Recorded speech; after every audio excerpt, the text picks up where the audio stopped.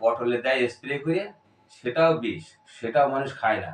পটলের গোড়ায় চোষণ করে, ওই ডোগা দিয়ে ফসলটা হয়ে যায়, সেটা একটু হালকা জল দিয়ে ধুই দিয়ে রান্না করলে খাওয়া যায়। তা বিষ কোনটা কি বলছিস তুই?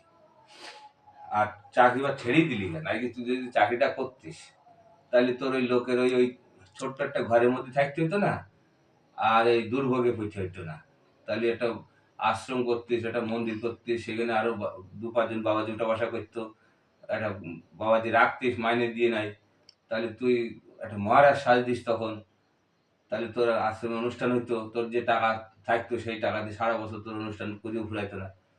তাহলে তুই এখন এইসব করে বেড়াচ্ছিস ভান্ডারের লোভে, ফোন করছিস, হ্যালো বাবা কোথায় ভান্ডার আছে, খবর আছে, খবর আছে।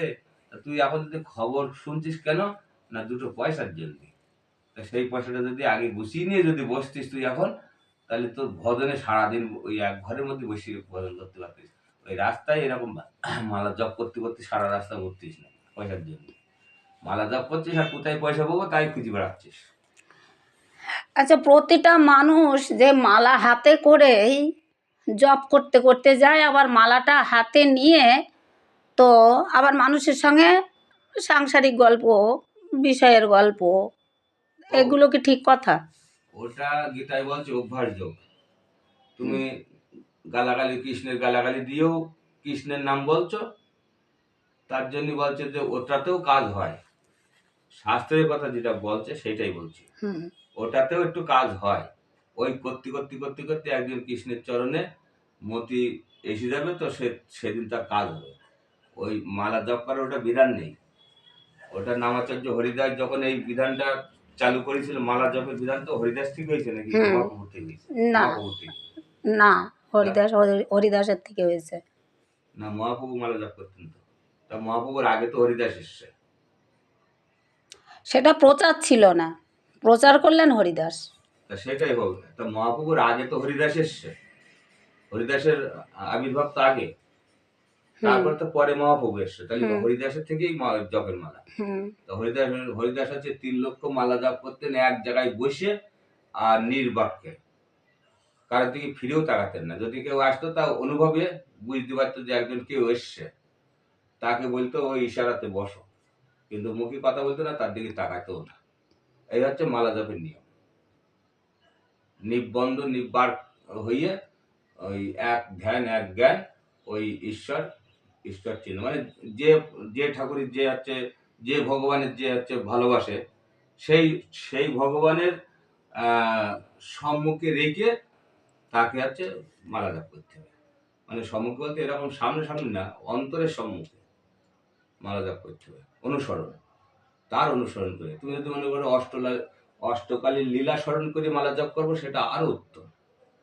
অষ্টকালীন স্মরণলীলা, সকালবেলা মা যশোমতী গোপালকে সাজিয়ে ক্ষীর স্বর্ণমণি খাইয়ে গোচরণে পাঠিয়ে দিল, তুমি মালা জপ করছো, আর সেটাই কিন্তু তুমি দেখছো যে গরুনি যাচ্ছে, ওই দেখতে হবে আর মালা জপ করতে হবে ধ্যানের মনে দিয়ে। তুমি অষ্টবক্র মুনির গল্প জানো?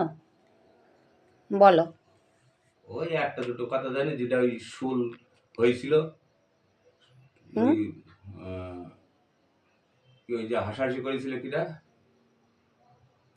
হ্যাঁ, সনাতন গোস্বামী। সনাতন গোস্বামী না, সনাতন গোস্বামী হাসাহাসি করেনি। তাহলে আমি বলি, শোনো তুমি তাহলে। বলো। ভগবান শ্রীকৃষ্ণ রাধারানীকে নিয়ে একটু নিত্য নূতন লীলা করবেন। নিত্য, হ্যাঁ, ভিডিও করব, ভিডিও করে বলো, এটা তোমার লাইক ওই ছাড়া হয়ে যাবে, ওর বলা হয়ে যাবে। তো আমি বলি আগে ভুল হচ্ছে কিনা দেখো, তারপরে ভিডিও করা যাবে। যোগমায়া চিৎ শক্তি বিশুদ্ধ সত্তা পরিণতি, যে শক্তি লোক দেখাইতে, এর উপর রতন ভক্তগণের গুরুধন প্রকট হইল তাহা নিত্যলীলা হইতে।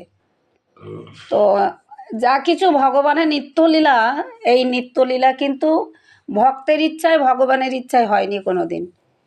একমাত্র যোগমায়া ইচ্ছাকৃত লীলা, যোগমায়ার ইচ্ছাতেই ভগবানের লীলা। তো যোগমায়া মায়ের বড় ইচ্ছা যে আজকে একটু নতুন লীলা দর্শন করব।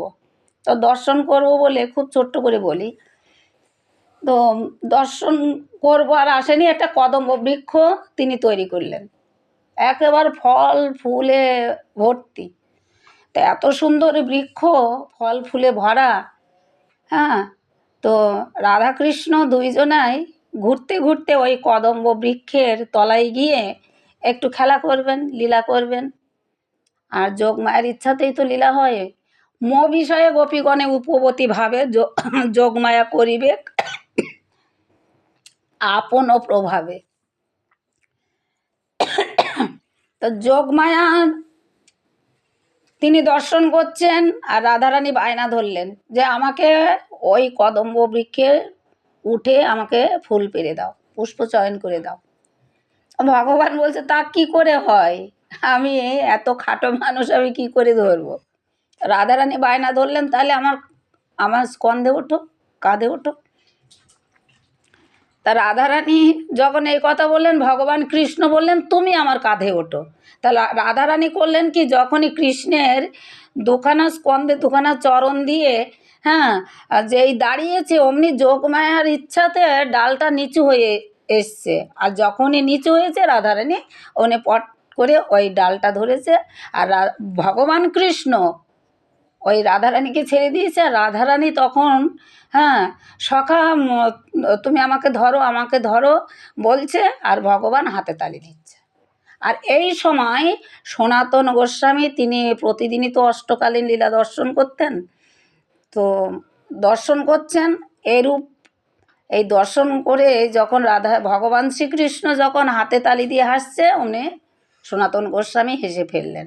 আর সেই সময় অষ্টবক্র মুনি তিনি খুব মনে দুঃখ কষ্ট নিয়ে যাচ্ছিলেন, যে মনের আরতিটা সনাতন গোস্বামীকে তিনি প্রকাশ করবেন, যে বৃন্দাবনে আমি যেখানে যাই সকলে আমাকে দেখে হাসে, ব্যঙ্গ করে, ব্যঙ্গ করে আর হাসে। তাহলে সনাতন গোস্বামী যদি আমাকে ব্যঙ্গ করে, যমুনায় ডুবে মরবো, আমি প্রাণ রাখবো না। আর সনাতন গোস্বামীও ঠিক ওই সময়ে উনি আসছেন, আর ইনি তখন হাতে তালি দিয়ে হাসছেন। আর উনি ফিরে গেলেন, ফিরে গিয়ে অনাসনে প্রাণ ত্যাগ করবো বলে কুঠিরের দরজা আটকে দিয়ে উনি বসে আছেন। এমন সময়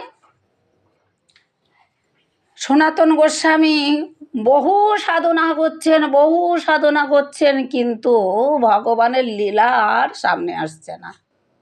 কাম অন্ধ, সে যে কামই হোক, অর্থের কাম হোক, দৈহিক কাম হোক, আর যে কামই হোক, কাম তো এক প্রকার হয় না, দৈহিক কাম হয়, কিছু পাওয়া চাওয়ার নাম কাম হয়, কিছু আকাঙ্ক্ষার নাম কাম হয়। তা কাম, যে কোনো একটা কাম মনে আসা মানেই সে অন্ধ, সে আর চোখে কিছু দেখতে পারবে না। যে রাস্তায় যাবে সেই রাস্তায়, তার যত খারাপ রাস্তা হবে তার কাছে ভালো লাগবে, সুন্দর রাস্তাটা তার কাছে হবে অপবিত্র, আর অসুন্দর রাস্তা যেটাই পাপ বৃদ্ধি হবে সেইটা তার কাছে পবিত্র লাগবে।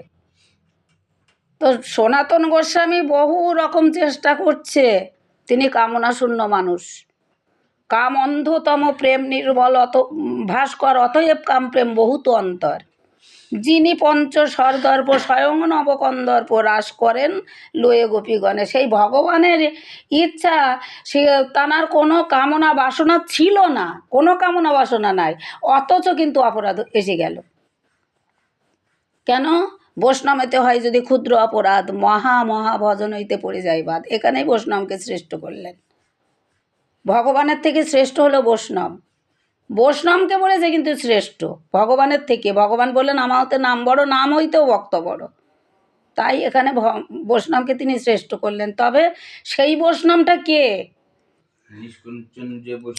নিষ্কিঞ্চন বলে কথা না, যশোমতির ভাবধারা নিয়ে যদি কেউ গৌর কৃষ্ণ গোপালকে যদি সেবা দেয়, শচীদেবীর ভাব নিয়ে যদি কেউ গৌরকে যেভাবে সেবা দিয়েছিলেন, মা যশোদা গোপালকে যেমনভাবে সেবা দিয়েছিলেন, এই মনোভাব তার আনতে হবে, তবেই সেই বৈষ্ণব। তৃণা আদপি শুনিছেন তরুরে বসহিষ্ণু না অমান এ না মানদেন কীর্তনীয় সদাহরি।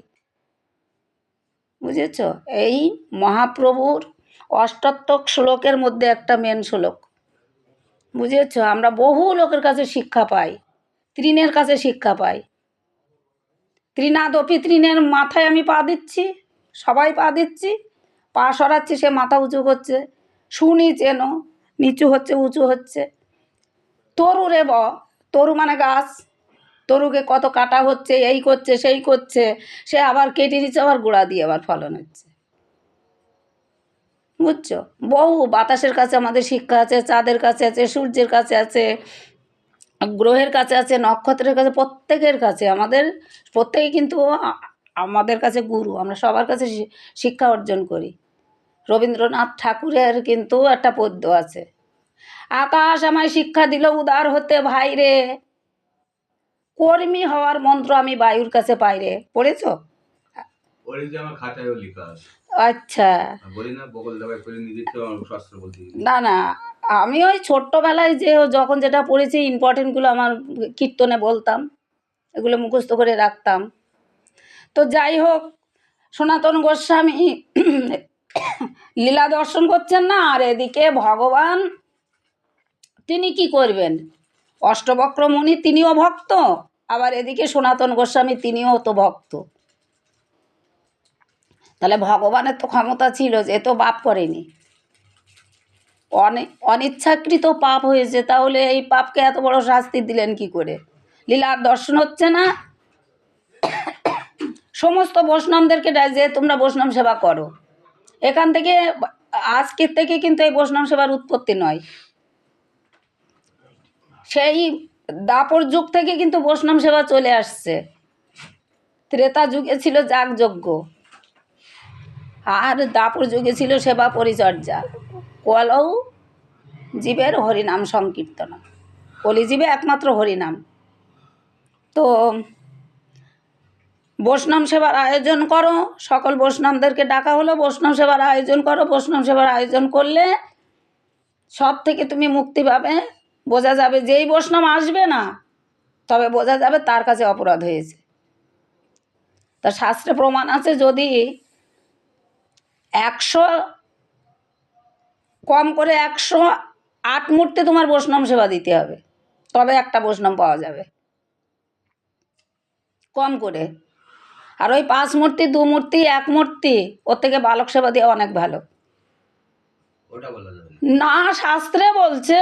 কোন শাস্ত্রে? সব শাস্ত্র আমি দেখিয়ে দেবো, শাস্ত্র সব শাস্ত্রে তো সব রকম লিখবে না, সেটাই বলছি, কোন শাস্ত্রে লেখা আছে? 108 জন বৈষ্ণব সেবার মধ্যে একজনই হবে শ্রেষ্ঠ। 2 জন 5 জন বৈষ্ণব সেবা দিলে, আগেই বলেছি যশোমতী হতে হবে বৈষ্ণব হলে, না হলে সচীদেবী হতে হবে। ভগবানের সঙ্গে আমি ভোরবেলা ঘুমের থেকে উঠলাম, উঠেই মাথায় জল ঢাললাম, আর আমি চা পান বিড়ি সব কিছুই খেলাম, ভগবান ওদিকে কী করছে, আমার দরজা খোলার টাইম নাই। এগুলো হচ্ছে আত্ম ইন্দ্রিয় প্রীতিচ্ছা, তারে বলে কাম। কৃষ্ণ ইন্দ্রিয় প্রীতিচ্ছা ধরে প্রেম নাম। শাস্ত্র এমনি মুখের কথাই, শাস্ত্র তৈরি হয়নি, শাস্ত্র যারা তৈরি করেছেন তারা ভজন করে তৈরি করেছেন। তো যাই হোক, ছোট্ট করে দিই, আমার শরীরটা খুবই খারাপ। তো এখন কি করেছে, বৈষ্ণব সেবার আয়োজন করা হয়েছে, কিন্তু অষ্টবক্রমণি আর হাজির হলেন না। সকলে বললেন তাহলে তুমি যাও। দরজার সামনে গিয়ে রাধে রাধে রাধে রাধে বহুতবার বলছেন, কিন্তু সনাতন গোস্বামীর বাক্য শ্রবণে উনি ক্রোধান্বিত হয়ে গেলেন। তুমি কে? আমি সনাতন গোস্বামী। ও ও, সনাতন এসছো কিসের জন্য, আর একবার তুমি আমাকে ব্যঙ্গ করবে? তখন উনি দৈন্য স্বীকার করলেন, না না, আমি তোমার বাড়িতে জীবনে যাব না। উনি খুব কান্নাকাটি করতে লাগলেন। সনাতন গোস্বামীর ক্রন্দনধ্বনি শুনে তখন বললেন যে তুমি আমাকে একটা কাজ করো, যদি কাঁধে করে নিয়ে যেতে পারো তবে আমি যাব তোমার বাড়িতে সেবা গ্রহণ করব।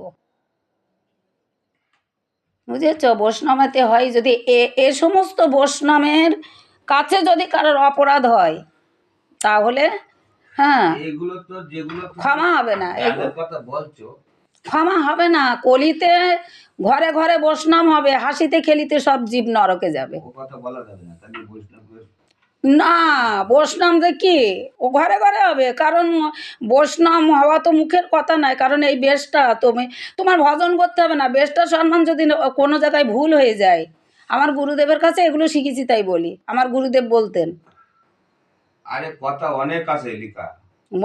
বহুত থাকতে পারে। কিন্তু রাধে সেই রাধে। কথাগুলো এমন এমন কথা আছে যে কথা আমার মুখে শোভা পায় না, সে কথা আমি বলবো না।